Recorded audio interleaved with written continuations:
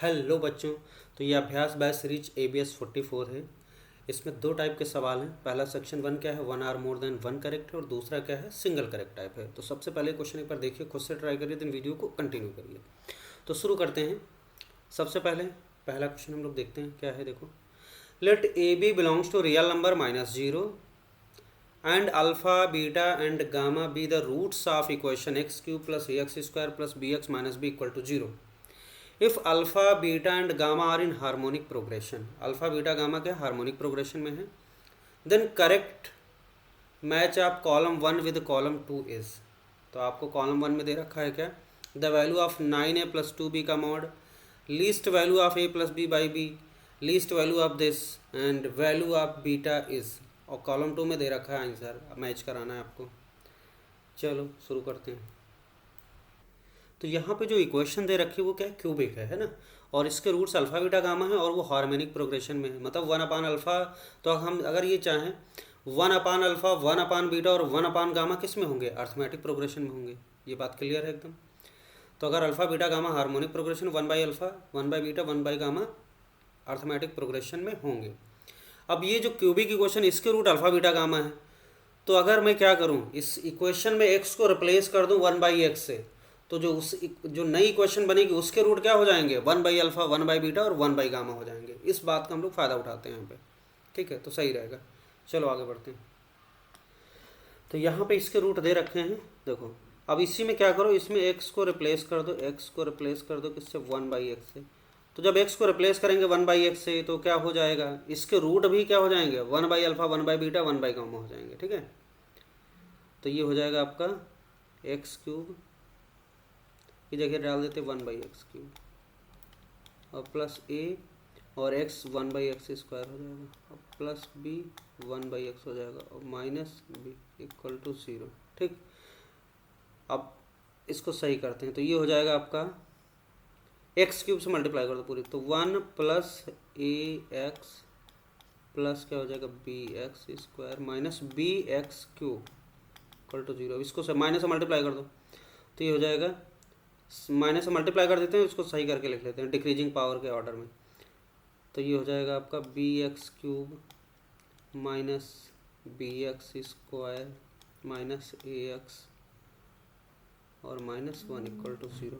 अब ये जो इक्वेशन आई कैसे आई, x को रिप्लेस कर दिया 1/x से, तो इसके रूट्स भी क्या हो जाएंगे, इसके रूट्स क्या होंगे बोलो। तो इसके रूट्स हो जाएंगे 1/अल्फा 1/बीटा और 1/गामा। क्लियर है। और यहाँ पे आपको दे रखा है कि अल्फा बीटा गामा क्या हो जाएंगे, अल्फा बीटा हार्मोनिक प्रोग्रेशन में होंगे। यहाँ से तो हम एक बात लिख सकते हैं, इसका मतलब क्या लिख सकते हैं, 2/बीटा हार्मोनिक प्रोग्रेशन वाली कंडीशन, मतलब 1/अल्फा 1/बीटा 1/गामा AP में होंगे। तो 2/बीटा = 1/अल्फा + 1/गामा। ये बात होल्ड करेगी कि नहीं करेगी, बिल्कुल करेगी, है ना, क्योंकि अल्फा बीटा गामा हार्मोनिक है। तो 1/अल्फा 1/बीटा 1/गामा AP में होंगे। तो 2/बीटा = 1/अल्फा + 1/गामा हो जाएगा। ये बात होल्ड करेगी। क्लियर। अब देखो ये जो इक्वेशन है, इधर हमारे पास ये जो इक्वेशन आ चुकी है bx³ - bx² - x - 1 = 0। अब इसके रूट्स क्या होंगे, 1/अल्फा 1/बीटा 1/गामा। क्लियर है। अब यहाँ से एक काम ये कर सकते हैं हम लोग, देखो, अगर हम लिखें सम ऑफ रूट, है ना, यहाँ पे अगर हम लिखें सम ऑफ रूट, इस इक्वेशन के लिए सम ऑफ रूट लिखें, सम ऑफ रूट्स। तो इसके रूट्स का सम क्या है बताओ, 1/अल्फा रूट है 1/बीटा 1/गामा। तो सम ऑफ रूट क्या लिखेंगे, 1/अल्फा + 1/बीटा + 1/गामा इक्वल टू क्या हो जाएगा, सम ऑफ रूट क्या हो जाएगा, -b/a। तो माइनस और x² कोफिशिएंट क्या है, -b, और बाई a की वैल्यू क्या है, x³ का कोफिशिएंट b है। तो माइनस में प्लस होगा, b/b क्या आ गया, सिंपली 1 आ गया। अब देखो यहाँ पे हम लोग ये रिजल्ट यूज करते हैं, 2/बीटा की वैल्यू क्या, 1/अल्फा + 1/गामा। तो इसकी जगह पे हम लोग क्या लिख सकते हैं, इसकी जगह 2/बीटा, और ये हो जाएगा आपका 2/बीटा और प्लस 1/बीटा। तो ये है 1, तो 2 + 1 3/बीटा की वैल्यू क्या आ गई, 1। तो यहाँ से आपको सीधा सीधा बीटा की वैल्यू क्या मिल गई, बीटा की वैल्यू आ गई 3। तो चलो बीटा मिल गया, और बीटा मिलने का मतलब वैल्यू ऑफ बीटा क्या है, 3 कन्फर्म हो गई, ठीक। अब बीटा = 3 है। अच्छा बीटा इसका रूट है कि नहीं, इस ऊपर वाली इस इक्वेशन का रूट क्या है, बीटा है। अल्फा बीटा गामा तीनों, तो बीटा की वैल्यू 3 है। तो इसका रूट अगर 3 है तो इसको सेटिस्फाई करेगा। Beta is equal to 3 roots है इस इक्वेशन का, है ना। तो क्या करेगा, इसको सेटिस्फाई करा देते हैं। तो 3 cube plus a into 3 square, है ना, ये हो जाएगा आपका, और प्लस b इंटू 3, और ये हो जाएगा माइनस b इक्वल टू 0। अब ये इसको सही करो, 3 3 29 27 27, और प्लस हो जाएगा 9a, और ये हो जाएगा आपका 3b, और माइनस b इक्वल टू 0। अब इसको सही करो, तो 9a और प्लस 3b माइनस b क्या हो जाएगा 2b, और ये प्लस 27 इक्वल टू 0 आ गया। हमें क्या चाहिए, 9a प्लस 2b का मॉड चाहिए। तो 9a को रोको इधर, 9a 2b को रोको इधर, और इधर क्या हो जाएगा माइनस 27। अब हमें चाहिए 9a प्लस 2b का मॉड। 9a प्लस 2b के लिए माइनस 27 है, तो मॉड लगा देंगे तो क्या हो जाएगा, ये 27 आ जाएगा सीधा सा। तो इसकी वैल्यू आ गई हमारी 27 आ गई। 2 पार्ट हो गए आपके अच्छे से। अब तीसरा क्या है, least value of a plus b upon b और लीस्ट वैल्यू ऑफ ये। तो देखो ध्यान से यहाँ पे, अगर मैं इसको देखूँ ये सी वाले पार्ट को, 1 upon alpha square, 1 upon beta square, 1 अपान गामा स्क्वायर, इसकी लीस्ट वैल्यू बतानी। तो एक काम ये कर सकते हैं, देखो 1 अपान अल्फा, 1 अपान बीटा, 1 अपान गामा किस में होंगे, अल्फा बीटा गामा HP में है। तो इस चीज़ का यूज़ करते हैं। देखो हमें ये बात पता, alpha beta gamma are in HP, harmonic correlation. This implies 1 upon alpha, 1 upon beta और 1 अपान गामा क्या होंगे, आर इन AP में होंगे, AP में होंगे। ये बात श्योर है ना, AP में हो जाएंगे। अच्छा देखो, बीटा की वैल्यू हम निकाल चुके हैं, तो बीटा की वैल्यू क्या लिख सकते हैं, 1/3 लिख सकते हैं, तो 1/3 हो जाएगा। तो ये रूट पता है आपको 1/3। अब 1 बाई अल्फ़ा, अब AP में लिखना, अगर 3 नंबर हमें AP में मानना है तो हम लोग कैसे मान सकते हैं, तो इसको इस तरीके से मान सकते हैं। देखो ये 1 बाई बीटा है, अब इस वाली चीज़ को हम लिख सकते हैं 1 बाई बीटा माइनस डी लिख सकते हैं, और इस वाले नंबर को आप लिख लो 1 by beta minus plus D लिख लो। ऐसा डी क्या है, कॉमन डिफरेंस, क्योंकि 3 नंबर AP में अगर मानने होते हैं तो हम लोग ऐसे मान लेते हैं, इससे अननोन पैरामीटर कम हो जाएंगे। देखो ये क्या हो जाएगा 1 बाई बीटा माइनस डी, और 1 बाई बीटा अगला रूट है, 1 बाई गामा को लिख सकते हैं 1 by beta plus D. D क्या है, कॉमन डिफरेंस हमने एज्यूम कर लिया, ठीक है। तो यहाँ से अच्छी बात ये होगी कि अननोन पैरामीटर एक ही होगा। अब देखो इसको लिख सकते हैं 1 बाई बीटा का मतलब 3, तो 1/3 माइनस डी, और ये हो जाएगा 1/3, और ये हो जाएगा 1/3 और प्लस डी। अब ये 3 रूट आपके पास आ गए, कौन कौन से, 1/3 माइनस डी, 1/3, 1/3 प्लस डी। और ये क्या है, ये पहला वाला ये क्या है 1 बाई अल्फा है, दूसरा क्या है 1 बाई बीटा, और तीसरा क्या है 1 बाई गामा है। क्लियर है। अब आप इस रिजल्ट को ध्यान से देखो, 1 by alpha square plus 1 by beta square 1 by gamma square, इस चीज़ को हमें क्या करना है, इसको आप लोग ऐसे लिख सकते हो। देखो इसको लिखना है तो इसको आप इसकी वैल्यू लिखो, 1 बाई अल्फा स्क्वायर का मतलब 1 बाई अल्फा का स्क्वायर। अच्छा ये देखो, ये हमारा क्या है 1 बाई अल्फा है, ये है हमारा, ये और ये तीनों को लिख लेते हैं। ये 1 बाई अल्फा है, और ये 1 बाई बीटा है ना, और ये 1 बाई गामा है, ठीक है। ये यूज करेंगे, तो 1 बाई अल्फा का स्क्वायर करेंगे तो क्या आ जाएगा 1/3 माइनस डी का स्क्वायर हो गया, प्लस 1 बाई बीटा मतलब 1/3 का स्क्वायर कर दें, सीधे सीधे 1/3 का स्क्वायर हो गया, प्लस 1 बाई गामा का मतलब 1/3 और प्लस डी का स्क्वायर। यहाँ तो कोई समस्या नहीं, ठीक है। डी क्या है, कॉमन डिफरेंस है, ठीक है, लिख लो यहाँ पे डी कॉमन डिफरेंस हमने एज्यूम किया है, कॉमन डिफरेंस एज्यूम किया है, एज्यूम दिस, ठीक। और कॉमन डिफरेंस आपको पता क्या हो सकता है, ग्रेटर देन इक्वल टू 0, यहाँ पे हम ले सकते हैं ना। तो डी की वैल्यू क्या हो सकती है, डी की वैल्यू कुछ भी ले सकते हैं, ठीक है, ऐसा नहीं कि ग्रेटर देन 0। डी की वैल्यू हम कॉमन डिफरेंस कुछ भी ले सकते हैं यहाँ पे, वो डिपेंड करेगा कि लीस्ट वैल्यू के लिए क्या होगा, वो आगे डिसाइड करेंगे, ठीक है। ओके, तो इसको सही करते हैं पहले। अब ये बन गया आपका, देखो 1/3, हमें इसकी लीस्ट वैल्यू बतानी, तो हमें चाहिए एक सिंगल वेरिएबल में इक्वेशन आ जाए, फिर हम उसको मैक्सिमाइज या मिनिमाइज कर सकते हैं। और ये आ गया देखो 1/3 minus D square plus 1/3 square plus 1/3 plus D square. अगर इसको ओपन करें तो ये इसकी वैल्यू हमने रखी है, तो ये हो जाएगा 1/9 ए स्क्वायर प्लस बी स्क्वायर, और माइनस क्या हो जाएगा 2ab, तो 2/3 और डी हो गया। इसको खोलो 1/3 स्क्वायर मतलब 1/9 हो गया, और प्लस क्या हो जाएगा 1/9 और ये 1 डी स्क्वायर, और प्लस क्या हो जाएगा प्लस 2/3d, 2/3d, ठीक। अब देखो ये उससे उड़ जाएगा 2/3 से, तो क्या 1/9 1/9 1/9 कितना बचा, 1/9 कितने बार है 3/9 हो गया, 3/9 आ गया, और प्लस डी स्क्वायर, और डी स्क्वायर कितना बन गया आपका 2d²। तो यहाँ से आ गया 1/3, 3/9 को कट कर दिया, 1/3 आ गया, और 2d²। अब देखो डी स्क्वायर ये आ गया आपका जो 1/α² प्लस 1/β² प्लस 1/γ² की वैल्यू आ गई 1/3 प्लस 2d²। अब d क्या है हमारा कॉमन डिफरेंस है, हमें इसकी लीस्ट वैल्यू लेना है, तो d को मिनिमम, d² ये वाला जो टर्म है मिनिमम कितना ले सकते हैं। अब ये वाला जो टर्म है देखो d² है, इसलिए इसको मिनिमम कितना ले सकते हैं, फॉर लीस्ट वैल्यू d को हम लोग क्या ले सकते हैं, 0 है ना, d² को 0 ले लिया, क्योंकि d कुछ भी होगा पॉजिटिव नेगेटिव है ना, तो d² पॉजिटिव वैल्यू जाएगी, तो लीस्ट कहाँ तक जा सकता है, d² की वैल्यू नीचे 0 तक जा सकती है बस। तो हमें इस रिजल्ट को मिनिमाइज करना है, लीस्ट करना है, तो d की वैल्यू मिनिमम 0 ले लिया, d² को 0 ले लिया, तो ये क्या हो जाएगा 1/3 और प्लस 2 × 0 आ गया, तो सिंपली क्या आ गया 1/3 आ गया। तो इस एक्सप्रेशन की लीस्ट वैल्यू क्या आ गई 1/3 आ गई। क्लियर है, एकदम सिंपल।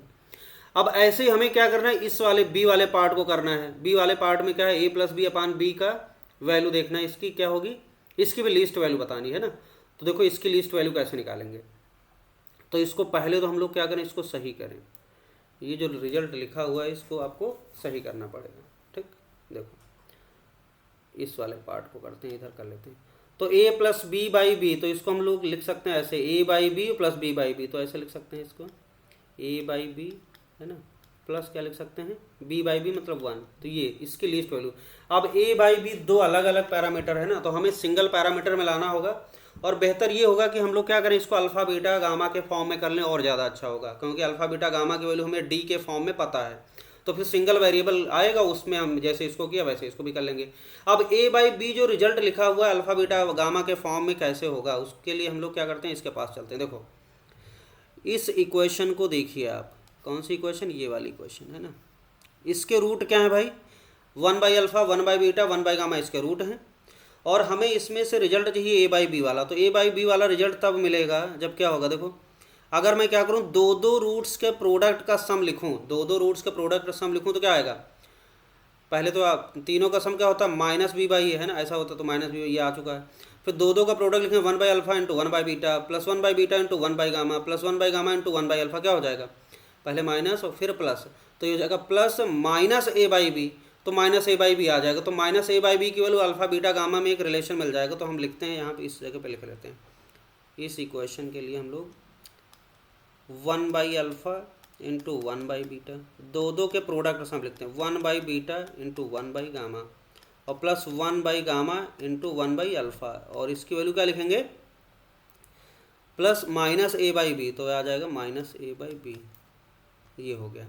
अब हमारे पास देखो a/b की जगह क्या लिख सकते हैं, ये चीज़ माइनस ऑफ दिस रिजल्ट है ना, तो यहाँ पे हम लोग इसको ऐसे कर सकते हैं, तो ये लिखेंगे हम लोग 1 को लेफ्ट में लिखो 1, और उसके बाद फिर प्लस a/b, तो प्लस a/b, इसको आप ऐसे लिख लो 1, और यहाँ पे a/b की जगह हम लोग लिख सकते हैं माइनस ऑफ, ये हो जाएगा 1/α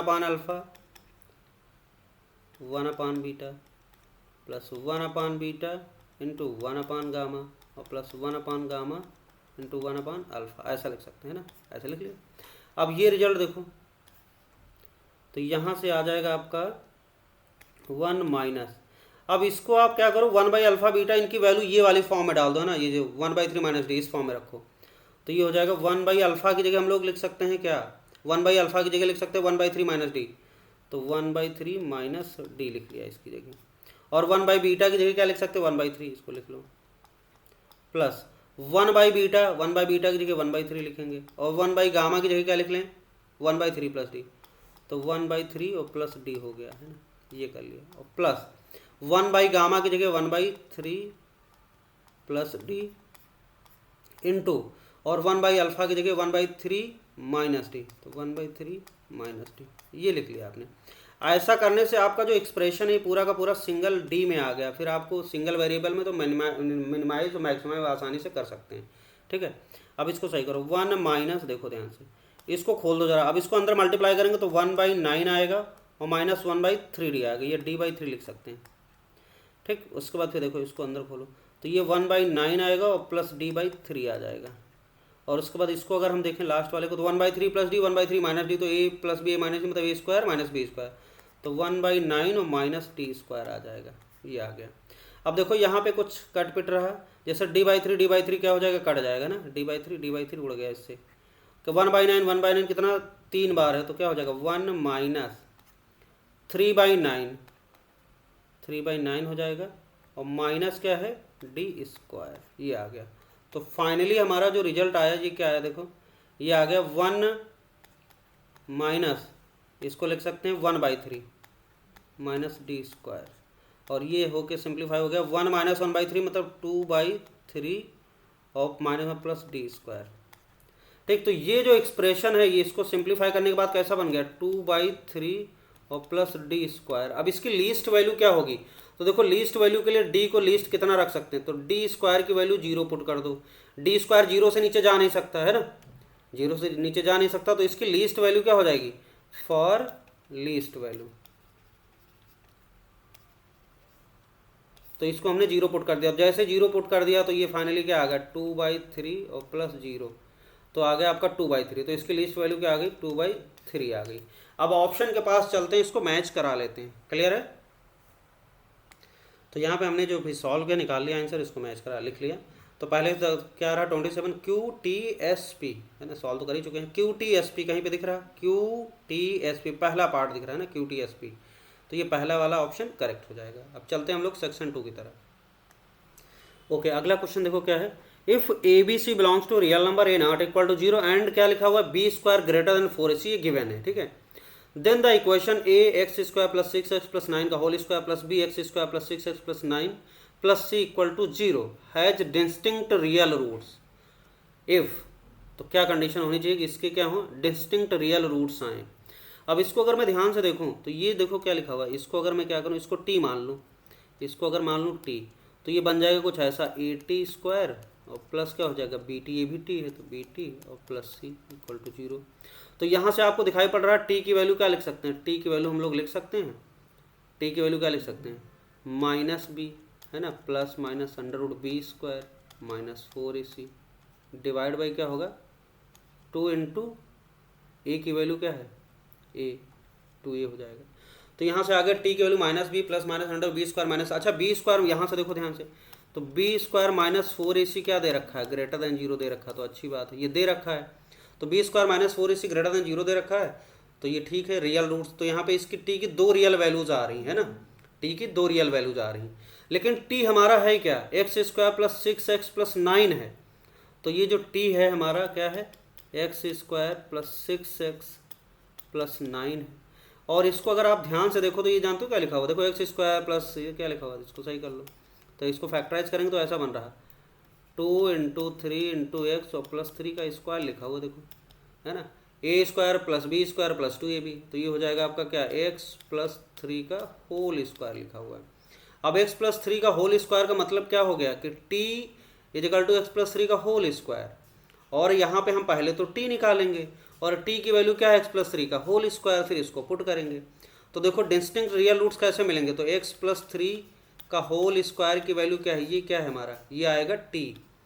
अब हमें ये पता है कि t की यहाँ से देखो 2 वैल्यूज आ रही, यहाँ से t की 2 वैल्यूज आ रही, t1 एक मान लेते हैं एक t2 मान लेते हैं, तो यहाँ से t की दोनों वैल्यू अगर यहाँ पे आपको सॉल्व करोगे तो ये आ जाएगा, अगले स्टेप में क्या आएगा x प्लस 3 की वैल्यू आ जाएगी प्लस माइनस है ना √t, समझे कि नहीं, x प्लस 3 की वैल्यू आ जाएगी प्लस माइनस √t। तो एक बार x की वैल्यू हम लोग क्या लेंगे, x इक्वल टू आ जाएगा -3 प्लस माइनस √t। अब देखो x की डिस्टिंक्ट वैल्यू आने के लिए क्या होना चाहिए, t मस्ट बी पॉजिटिव, देखो अगर x की रियल वैल्यूज आने के लिए t मस्ट बी क्या होना चाहिए greater than 0, greater than equal to 0 होना चाहिए, तो ये तभी रियल हो पाएगा, डिस्टिंक्ट रियल रूट्स होंगे। तो देखो t की कितनी वैल्यूज हैं, 2 वैल्यूज हैं, तो एक बार हम इसमें t1 डालेंगे तो x की कितनी वैल्यूज मिलेंगी, तो x की वैल्यूज मिलेंगी, देखो एक बार हम क्या करेंगे इसमें t1 डालेंगे तो x की वैल्यू आएगी -3 प्लस माइनस √t1, और दूसरा क्या मिलेगा आपको x की वैल्यू -3 और प्लस माइनस √t2। अब देखो यहाँ से एक बार प्लस लेंगे तो x की 2 वैल्यू मिलेंगी, यहाँ से 2 वैल्यू मिलेंगे, 4 रियल रूट्स मिलेंगे डिस्टिंक्ट, लेकिन ऐसा तभी होगा जब ये t1 और t2 क्या हो जाए पॉजिटिव हो जाए, greater than equal to 0, greater than equal sorry greater than zero हो जाए, है ना, ग्रेटर देन जीरो हो तभी होगा ग्रेटर देन जीरो। और T1 T2 greater than zero होने का मतलब क्या होना है, ये टी की वैल्यू जो हमने लिखी है ये पॉजिटिव हो जाए। तो सारा खेल क्या है इसका, इससे पॉजिटिव कैसे होगा, वो ABC पे डिपेंड करेगा। अब देखो ध्यान से, कुल मिला के हमारा जो टी आया है ये दोनों टर्म पॉजिटिव होने चाहिए, है ना। तो टी की वैल्यू क्या लिखी है हमारी, फाइनली हमें डिसाइड किया कि टी को पॉजिटिव लेना है ना। तो ये -b plus minus under root क्या है भाई, b² - 4ac डिवाइड बाई क्या है 2a। देखो अगर इसे पॉजिटिव लेना है तो देखो b क्या है आगे -b प्लस, और ये अंडर रूट तो हमेशा पॉजिटिव रहता है, अंडर रूट वाली चीज़ हमेशा आएगी पॉजिटिव। तो -b प्लस अंडर रूट और -b माइनस अंडर रूट, और तो यहाँ पे -b माइनस अंडर रूट। तो ये अगर b हमने पॉजिटिव ले लिया, ध्यान से समझना, अगर b हमने पॉजिटिव ले लिया तो क्या हो जाएगा, -b ये नेगेटिव नंबर और माइनस अंडर रूट ये नेगेटिव, तो ये ऊपर वाला चीज़ नेगेटिव हो जाएगा। तो उसके लिए फिर हमें क्या लेना पड़ेगा, a को पॉजिटिव लेना पड़ेगा। तब अगर a को पॉजिटिव लेंगे तो ऊपर नेगेटिव नीचे पॉजिटिव, तो क्या हो जाएगा, नेगेटिव हो जाएगा, गड़बड़ हो जाएगा। तो हम क्या करते हैं, एक बार इसको देखते हैं। देखो जैसे ऑप्शन दे रखा है ये, तो अगर मैं b को नेगेटिव लेता हूँ, एक बार ट्राई करता हूँ, b को नेगेटिव लेता हूँ, है ना, b को अगर मैंने नेगेटिव लिया तो ये चीज़ क्या हो जाएगी, ध्यान से देखना आप, ये चीज़ क्या हो जाएगी, पॉजिटिव हो जाएगी। ध्यान से समझो, अगर b को नेगेटिव लिया तो ये चीज़ क्या हो जाएगी, पॉजिटिव, ठीक है। और यहाँ पे प्लस है फिर माइनस है। अब यहाँ पे b² - 4ac तो ऑलरेडी क्या है, पॉजिटिव है।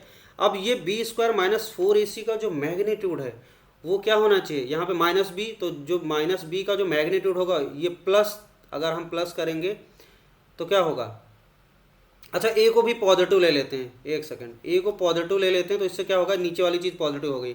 अब b² - 4ac पॉजिटिव है और b² - 4ac का जो मैग्नीट्यूड है वो क्या आ जाए, वो b के -b वाले मैग्नीट्यूड से कम आ जाए। तो इससे कम आएगा तो फ़ायदा क्या होगा कि जब ये -b पॉजिटिव नंबर में क्या ये चीज़ ऐड होगी तब भी पॉजिटिव रहेगी, और जब ये -b में क्या होगी ये चीज़ माइनस होगी, सब्ट्रैक्ट होगी, तभी ये रिजल्टेंट पॉजिटिव रहेगा। और a नीचे पॉजिटिव, तो ओवरऑल पॉजिटिव रहेंगी दोनों वैल्यूज़। तो इसके लिए हमें करना, a पॉजिटिव ले लिया तो अब हमारे पास मजबूरी ये हो गई कि c को भी क्या लेना पड़ेगा, पॉजिटिव। तो अब ये वाला केस देखते हैं। देखो अगर a को पॉजिटिव लिया तो ये देखो ये पॉजिटिव b² - 4ac, तो b² और -4ac। अब ये ac पॉजिटिव तो ये पॉजिटिव नंबर है, और b नेगेटिव था लेकिन b² होने की वजह से क्या हो जाएगा, पॉजिटिव है। अब पॉजिटिव माइनस पॉजिटिव, तो ये डिफरेंस आएगा क्या, ये जो डिफरेंस आएगा क्या आ जाएगा, इसका अंडर रूट वाला जो डिफरेंस आएगा लेस देन b आएगा कि नहीं आएगा, बताओ, less than magnitude of b, मतलब b के मैग्नीट्यूड से कम ही आएगा ये डिफरेंस। ये बात समझ आ रही कि नहीं आ रही। आप ऐसे सोचो कि b² में से b² किया तो पॉजिटिव हो गया, और ये 4ac चीज़ उसमें से निकल रही, अगर ये माइनस नहीं होती तो b आ जाता बाहर अंडर रूट से, लेकिन कुछ निकाल दिया तो b के मैग्नीट्यूड से कम वैल्यू आएगी। तो -b पॉजिटिव है तो पॉजिटिव नंबर, और प्लस यहाँ पे जो नंबर पॉजिटिव वो कैसा है, इससे कम है ना, इससे कम मैग्नीट्यूड वाला है। सपोज यहाँ पे जैसे मान लेते ये 5 आ रहा, तो यहाँ पे क्या आएगा, प्लस माइनस कुछ ऐसा दिखेगा आपको, मान लेते यहाँ पे 3 आ गया, और नीचे वाली चीज़ 2a क्या है, पॉजिटिव है, तो एक बार प्लस लेंगे तो 5 + 3 पॉजिटिव, और 5 - 3 भी क्या आएगा, 2 पॉजिटिव, तो पूरा पॉजिटिव मेंटेन रहेगा। तो हमारा टारगेट भी है कि भाई दोनों वैल्यू टी की पॉजिटिव करवानी है, जिससे कि हमें यहाँ पे 4 रूट मिल जाएँ, समझे कि नहीं, क्योंकि x + 3 का होल स्क्वायर क्या है, पॉजिटिव है। क्लियर हो गया। अब देखो तो ये सिचुएशन क्रिएट हुई, तो b <0 हो जाए, a <0 हो जाए, c <0 हो जाए। इसको अरेंज करें तो ऐसे लिखें, b <0 और a, अच्छा a और c का मैग्नीट्यूड कौन बड़ा होगा कौन छोटा होगा उसमें कोई टेंशन नहीं है ना, क्योंकि वो ऑलरेडी दे रखा है कि b² - 4ac <0 है, तो वो दे रखा है, वो तो है ही है। अब ac में किसी को भी छोटा बड़ा ले सकते हो, तो आप ऐसे भी लिख सकते हो, बस दोनों को पॉजिटिव लेना, आप ऐसे भी लिख सकते हो, या फिर आप b <0 c और b सॉरी a ऐसे भी लिख सकते हो। ये दोनों पॉसिबिलिटी के लिए वैलिड है, क्लियर है, क्योंकि वो ऑलरेडी दे रखा है। तो देखो ये वाला भी वैलिड, ये वाला ऑप्शन में कौन सा दे रखा है, b <, वाले दिख रहे हैं 2, है ना, बाकी तो ये तीसरा चौथा बेकार है। तो b <0 इसमें दिख रहा है, ठीक है, b <0 दिख रहा, और फिर क्या है, AC ये वाला दिख रहा है आपको रिजल्ट, है ना, ये वाला जो रिजल्ट है यही दे रखा है, ये वाला दिया ही नहीं, कोई बात ही नहीं है ना। तो ये पॉसिबिलिटी ये भी है, लेकिन ये वाला दे रखा है, इसका मतलब सेकंड ऑप्शन इसका सही हो जाएगा। क्लियर है। तो ये थोड़ा सा आपको ऐसे एनालिसिस करनी थी, आप चाहो तो नंबर लेके भी कर सकते थे, है ना, ABC नंबर लेके भी कर सकते हैं, समझ गए होंगे। आगे बढ़ते हैं, अगला सवाल देखते हैं। अगला सवाल देखो क्या है, let F x is equal to X square plus P X plus Q and ji X is equal to X square plus R X plus S be two quadratic polynomial with real coefficient and satisfy this condition. तो ये condition को satisfy करते हैं। Then correct option is are exactly one of either F x is equal to zero और G X is equal to zero must have real roots. Eight least one of either F x is equal to zero और G X is equal to zero must have real roots. Both F x is equal to zero and ji X is equal to must have real roots. Both F x is equal to zero and ji X is equal to must have. इसको option को सही कर देते हैं, ठीक है, एक में ये इमेजिनरी था, गलती से लिखा गया, इसको सही कर देते हैं। ओके, करेक्ट कर दिया क्वेश्चन। अब देखो, तो यहाँ पे एक एफ एक्स इजिकल टू, अब जो क्वेश्चन है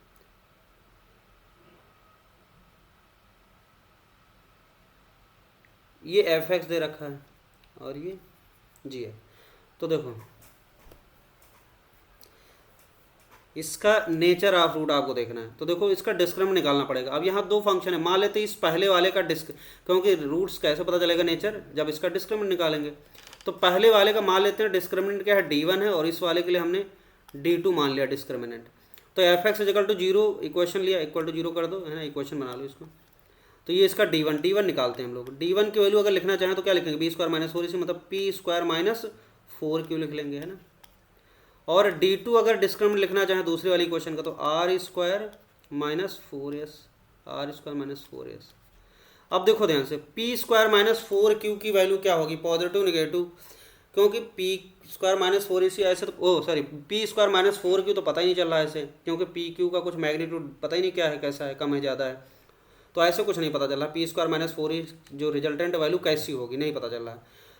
तो इसके लिए थोड़ा सा कॉन्सेप्ट आप यूज करो। देखो क्या है, जैसे हमारे पास d1 है, कुछ लिखा हुआ है ये, है ना, और ये d2 कुछ लिखा हुआ है। अब ये दो चीज़ें अलग अलग हमें नहीं पता चल रही कि ये कैसा है, पॉजिटिव या नेगेटिव। तो थोड़ा सा इनके साथ एक्सपेरिमेंट करते हैं। हम क्या करते हैं, d1 और d2 को जोड़ के देखते हैं जो रिजल्टेंट चीज़ है वो कैसी आ रही है, क्योंकि ऐसे तो दिख नहीं रहा ये क्या है। तो मैं ऐसा करता हूँ, d1 और d2 को ऐड कर देता हूँ। तो ऐड करने से आपको एक थोड़ा रिजल्ट मिलेगा। देखो क्या मिलेगा, पी स्क्वायर माइनस 4q हो गया, और प्लस क्या है, आर स्क्वायर माइनस 4s।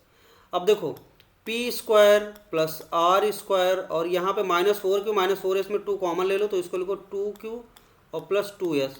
अब जो गिवन रिजल्ट है इसका यूज कर पाएंगे हम लोग। देखो ध्यान से, पी आर की जगह 2 टाइम्स q प्लस s की जगह हम लोग लिख सकते हैं पी आर।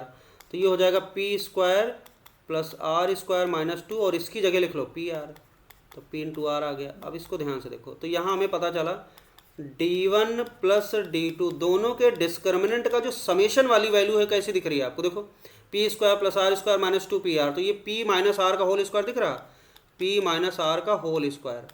अब देखो दो चीज़ों का समेशन जो है वो क्या, पी माइनस आर का होल स्क्वायर बन गया। अब इससे देख के हमें पता चल रहा, अच्छा यहाँ पे p is not equal to r है, तो पी माइनस पी आर बराबर नहीं, तो पी माइनस आर का जो डिफरेंस होगा या तो भाई पॉजिटिव होगा या तो नेगेटिव डिफरेंस होगा। और जैसे स्क्वायर लगा तो ये चीज़ क्या हो जाएगी, हमेशा पॉजिटिव हो जाएगी। अब ये बात क्लियर हो गई कि दो चीज़ों का सम क्या है, ग्रेटर देन 0 है। अगर दो डिफरेंट चीज़ों का समेशन क्या होता है, पॉजिटिव होता है, तो यहाँ पे क्या क्या पॉसिबिलिटीज़ हैं। तो यहाँ पे जो पहली पॉसिबिलिटी क्या हो जाए, d1 पॉजिटिव हो जाए एंड d2 क्या हो जाए, निगेटिव हो जाए। या फिर क्या हो सकता है, d1 निगेटिव हो जाए एंड d2 क्या हो जाए, पॉजिटिव हो जाए। या फिर ऐसा हो सकता है दोनों पॉजिटिव हो जाए, d1 भी पॉजिटिव हो जाए एंड d2 भी पॉजिटिव हो जाए। ये बात समझ आ रही कि नहीं आ रही। दो चीज़ों का समेशन अगर पॉजिटिव है तो इसका मतलब ये है कि यार कम से कम एक तो पॉजिटिव होगा, और एक अगर निगेटिव हुआ तो जो पॉजिटिव वाले का मैग्नीट्यूड ज़्यादा होगा, तो समेशन क्या हो जाएगा, पॉजिटिव हो जाएगा। तो ये पॉसिबिलिटीज हो सकती हैं, d1 पॉजिटिव हो जाए d2 निगेटिव हो जाए, या फिर d1 निगेटिव हो जाए d2 पॉजिटिव हो जाए, या फिर d1 पॉजिटिव हो जाए वो d2 पॉजिटिव हो जाए, दोनों पॉजिटिव हो जाए। तो इन तीन सिचुएशन में हमें ये दिख रहा है कि इन दोनों में एट लीस्ट वन इक्वेशन का रियल रूट होना तय है ना। तो एट लीस्ट वन जो इक्वेशन है, चाहे वो एफ एक्स इजिकल टू 0 हो चाहे जी एक्स इजिकल टू 0 हो, कि कम से कम क्या होगा, एक इक्वेशन के दोनों रियल रूट होंगे। क्लियर है कि नहीं, ये बात समझ आ गई आपको। देखो एट लीस्ट वन क्या हो रहा, पॉजिटिव हो ही रहा। तो पहला ऑप्शन लिखा है exactly one of either F x equal to 0 और 0 must have real root. Exactly one नहीं, एक्जैक्टली वन देखो यहाँ जैसे d1 पॉजिटिव हो गया d2 पॉजिटिव, दोनों हो सकते हैं। ये वाला ज़्यादा परफेक्ट ऑप्शन है, at least one of either F x equal to 0 और G x equal to 0 must have real roots. तो ये वाला ऑप्शन करेक्ट हो जाएगा। तो कम से कम एक इक्वेशन के रियल रूट की बात की श्योरिटी है, हो सकता दोनों हो जाए लेकिन कम से कम एक तो पक्का है, होना ही है। अब तीसरा ऑप्शन क्यों लिखा है, f x equal to 0 and ji x equal to 0 must have real roots. तो यहाँ पे दोनों रियल रूट ये गारंटी नहीं है, ऐसा भी हो सकता है ना। तीसरे चौथे में क्या लिखा, बोथ है इमेजिनरी रूट, ये भी गलत बात है ना। एटलीस्ट मतलब कोई एक का इमेजिनरी हो सकता है, कोई एक का हो सकता है, लेकिन लिखा बोथ दोनों हो जाए ऐसा नहीं हो सकता है, ठीक। तो ये सेकंड ऑप्शन इसका करेक्ट हो गया। तो यहाँ पे जो कॉन्सेप्ट यूज हुआ कि हम लोग D1 और D2 को जब अलग अलग देख रहे थे तो नहीं समझ पा रहे थे क्या होगा, तो गिवन रिजल्ट का यूज करना है तो हम क्या करेंगे, दो चीज़ों को सम कर लिया है ना, तो देखा कि भाई कुछ समेशन वाली जो वैल्यू में दिख रही कि भाई पॉजिटिव आ रही है, इसका मतलब दोनों में क्या होगा, कोई ना कोई एटलीस्ट एक पॉजिटिव होगा, पक्का होगा, और इसी कहानी का हमने यूज कर लिया। तो इसका सेकंड ऑप्शन सही आ गया। Okay, thank you.